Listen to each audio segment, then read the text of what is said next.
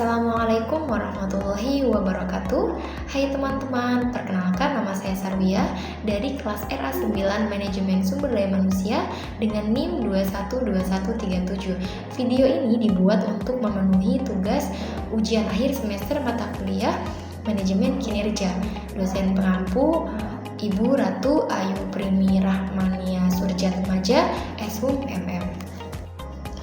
Implementasi manajemen kinerja di Google Corporation merupakan sebuah contoh yang menarik bagi perusahaan-perusahaan lain, terutama dalam penerapan sistem OKR ataupun Object and Key Result yang efektif. Dengan ini, mari kita bahas implementasi manajemen kinerja yang dilakukan oleh Google Corporation pada fase planning, monitoring, reviewing, and rewarding, dan juga yang berkaitan dengan OKR ataupun Object and Key Result yang diterapkan oleh Google Corporation untuk mencapai kinerja yang tinggi.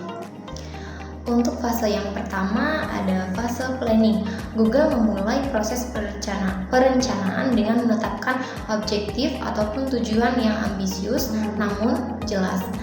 Tujuan ini tidak hanya berfokus pada pencapaian bisnis, tetapi juga pada inovasi dan pengembangan produk.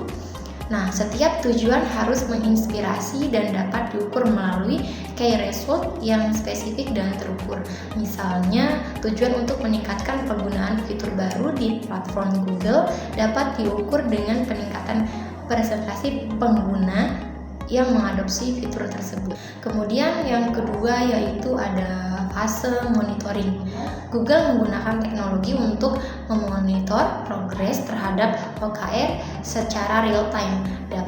Data ini dapat diakses oleh karyawan dan manajer. Nah, hal ini dapat memungkinkan mereka untuk mengidentifikasi tantangan dan peluang sejak dini. Transparansi dalam pengelolaan kinerja ini memberikan pemahaman yang mendalam tentang apakah strategi yang diterapkan berjalan sesuai dengan rencana atau memerlukan penyesuaian.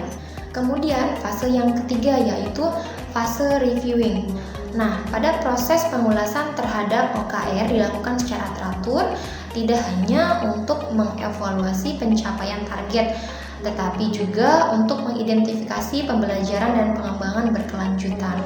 Review ini bukan hanya tentang keberhasilan, tetapi juga tentang bagaimana tim dapat belajar dari kegagalan atau kesalahan dalam proses pencapaian target. Kemudian fase yang keempat yaitu rewarding.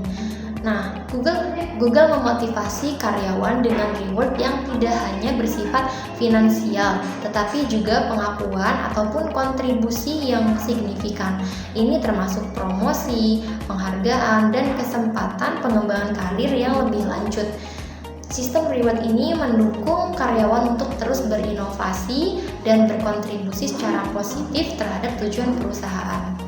Nah, pada penerapan OKR untuk kinerja tinggi, OKR membantu Google untuk memfokuskan energi kolektif perusahaan pada tujuan-tujuan strategis yang penting. Dengan cara ini, semua karyawan merasa terlibat dan bertanggung jawab dalam mencapai keberhasilan perusahaan. Keterlibatan ini memungkinkan Google untuk tetap fleksibel dalam menghadapi perubahan pasar dan teknologi yang cepat. Dengan pengalaman Google, perusahaan Indonesia dapat belajar bahwa keseimbangan antara kesejahteraan karyawan, fleksibilitas, dan penerapan sistem manajemen kinerja yang jelas seperti OKR dapat menciptakan lingkungan kerja yang produktif dan inovatif. Penting bagi perusahaan untuk tidak hanya memberikan fasilitas fisik yang memadai, tetapi juga untuk mengembangkan budaya kerja yang mendukung pertumbuhan dan pencapaian bersama.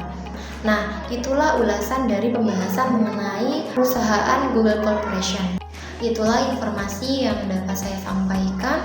Semoga bermanfaat untuk kehidupan sehari-hari. Mohon maaf apabila ada perkataan yang salah. Sekian, terima kasih. Wassalamualaikum warahmatullahi wabarakatuh.